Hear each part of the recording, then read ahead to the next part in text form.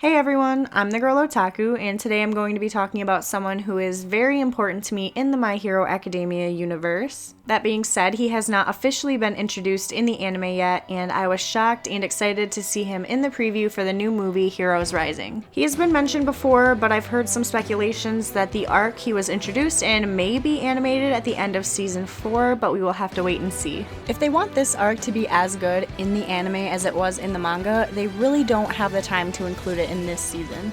This video will contain heavy manga spoilers, so if you want to avoid those, this isn't the video for you, but thank you for stopping by. For those of you who know who Hawks is, hello and welcome to my madness. Hawks' character introduction is my favorite of the entire series so far, and it's not just because he roasted Endeavor on live TV. There are so many things that draw me to his character, and I don't really know what order to go in or where to start, so I'm just going to jump right in. The first thing I want to mention is that a few months ago I fell behind keeping up with anime and manga so that I could focus on school, and when I got back, my boy Hawks had a name. We went a little over a year without knowing what his name was, and I will say that I love the mystery that comes with not knowing someone's true identity. I have no idea where this name came from because I don't think it was stated in the manga, but his name is Keigo Takami. His given name Keigo is written with the kanji meaning open and understanding, while the surname Takami contains hawk and the kanji for viewing or visible. We officially meet Hawks in chapter 184 as the youngest hero currently in the top 10. He started his own hero agency when he was just 18 years old and earned a top 10 spot that same year, the youngest in history to do so. At 22 years old, he landed himself in the number 2 spot, and it's clear right from the start that Hawks is not like other heroes. The Billboard chart ceremony, hosted by the Heroes Public Safety Commission, is a way to get the top 10 heroes together in order to build public morale.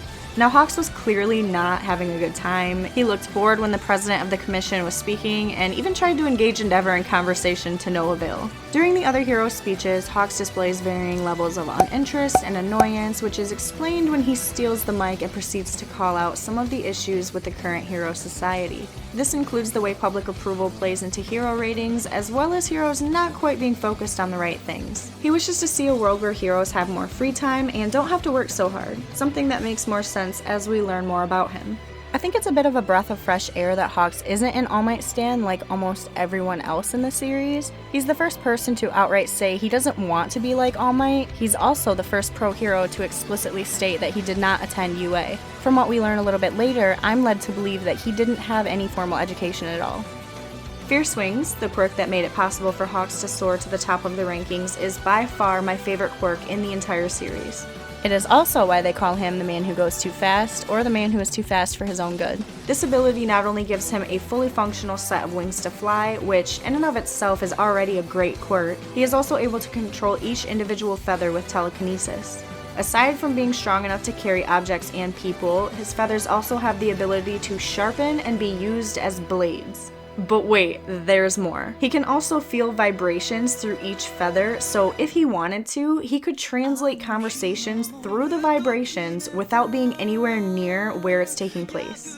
He uses his quirk with such ease and finesse, like when dealing with this streaker and helping different people, all while carrying on this casual conversation with Endeavor.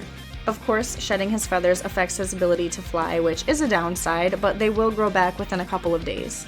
Hawks does not have a strong build per se. He's actually quite short and slim, but that definitely improves his ability to fly. His hero costume synchronizes with his quirk well, from the visor to the headphones to the fur-lined jacket. Everything just makes it easier for him to use his quirk casually. It is speculated that he was born with multiple bird-like qualities aside from the black marks around his eyes, but none of them have been specifically talked about. Chapters 185 through 192 have been termed the Endeavor Redemption arc. A lot of people call it the High End arc too, and people have a lot of opinions on that, myself included, but it was hard for me to even focus on Endeavor when we were just introduced to this great new character. And if you weren't already hooked on him as a character, halfway through chapter 191 is a really good selling point. We had just met the number 2 hero, who is a little different compared to other heroes we've seen before, and then it turns out he's in contact with the League of Villains. He keeps his composure very well during this encounter. There is no hesitation here, even though Dabi didn't follow the plan that the two had set. The shock of that is very short-lived, however, as right after this encounter with Dabi, it is shown that he was asked to infiltrate the League as a double agent by the Hero Commission. I think it would have been good plot-wise to drag this whole working with villains thing out a bit more instead of telling us right away that he was forced into it. And yes, he was forced into it. They basically tell Hawks to go against what he was raised to do, which we will get into in a little bit, by ignoring his morals in order to obtain information on the League. They aren't even giving him a choice. They don't care who or how many people get hurt while Hawks is on this mission. As long as he receives intel, that's all they care about. To add insult to injury, leaders of the commission go on to say that he would be perfect for this role because he doesn't care about fame or prestige. That may be true, but to ask him to stand by and do nothing if people get hurt by the League, it makes you wonder what other immoral things that they would have a hand in. I will never forget the way the fandom blew up when the second opening and ending of Season 4 was aired. I shared some things over on Twitter about these little snapshots we get of Hawks, but my timeline was absolutely full of new artwork and theories. It was crazy. Now, it was never explicitly stated, but a lot of people have speculated that Hawks had a bad home life as a child. In this brief panel of his house, we see it's kind of messy and there is an empty bottle here that is most likely alcohol. This is where we not only learn that the commission took him in when he was young, we also see that he has been a fan of Endeavor since he was a child. This is why after the high-end attack, he feels really bad that Endeavor got hurt and he blames himself for everything that happened. The thing that caught the commission's attention was Hawks saving a family from this accident when he was very young. It makes me wonder when he learned how to use his quirk or if this was just a spur-of-the-moment event. Either way, he has had heroism within him from the very beginning, and I love that he acted not for compensation or recognition, he just did it out of the good in his heart. I'd say one of the biggest mysteries surrounding Hawks' character deals with the events of Chapter 231. Dabi needed Hawks to do something drastic in order to prove that he was truly interested in working with the League and would adhere to their goals. That, of course, involved taking down a beloved top hero, namely Best Jeanist. As I stated earlier, the Hero Commission will tolerate casualties if deemed for the greater good. At the time, that sentiment was directed towards civilians, and I do think that they would have a problem with their number 2 hero killing their number 3. So no, I do not believe that Hawks actually killed Best Jeanist. I believe that this is the result of a quirk meticulous enough to trick the League of Villains because it did work. We see Hawks at this PLF meeting and he's in, and he's nervous because the villains now have power that he described as rivaling that of the heroes. He was tasked with taking down the League from the inside, yet they've grown significantly right as he's beginning to be included, so he has a great deal of pressure on him right now. I also just want to say that even though he's now part of the Paranormal Liberation Front, he's treated so similarly to the way that the Commission treats him, it's kind of ridiculous. I understand that he's not exactly the most trustworthy person to them because he's a top hero, and that's exactly why Dabi put him through the ringer before he even let him be involved and meet other members. It is warranted that they're wary of him. I'm not gonna deny that. They planted microphones and cameras on him and told him that he can't just fly freely, and yes, I am projecting feelings onto a fictional character, but I just feel so bad for him. He wants to be free from this cage that everyone else has locked him in, and he deserves that freedom. One thing that has only been brushed over a couple of times is Hawks' relationship with Tokoyami. I really like the idea of Hawks being a mentor because he is wildly successful at such a young age, and there isn't a huge age gap between him and Class 1A.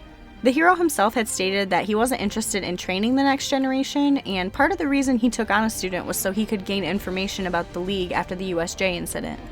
I think the reason why he has no interest in nurturing the new generation of heroes relates to how he was trained as a child. When Tokoyami joined him again for his work study, Hawks encouraged him to utilize his full potential and really changed his whole view of him. It's unfortunate that the two didn't get to work together during internships, but because of Hawks' involvement in the League, it's pretty understandable that he wanted his student to keep his distance. Hawks is highly intelligent because even though microphones and cameras were planted on him, he was still able to convey secret messages to Endeavor in this encounter here. He's a keen observer, has a great quirk, and come on, he's a pretty anime boy, or at least he will be soon. Overall, I think he's a great, well-written character with multiple dimensions, and I can't wait to learn more about his upbringing. From what we've seen so far, he really is a natural with his fans and the hero students. I really hope that that comes from his heart and not from training with the Commission.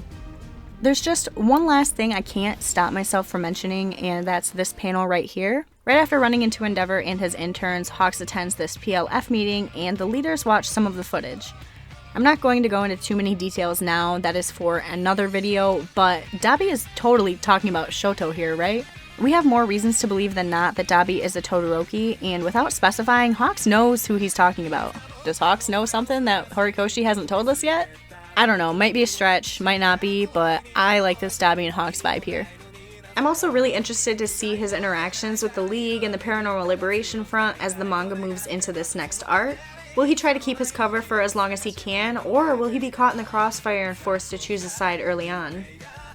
I want to give a huge shout out to all of the artists who allowed me to use their work in this video. They are all so talented and kind, and you can find their names as well as where to find them on their art in the video and in the description. That's all from me for right now. As the manga moves forward, you will definitely probably hear me talk about Hawks again in the future because I'm obsessed. I can't help it.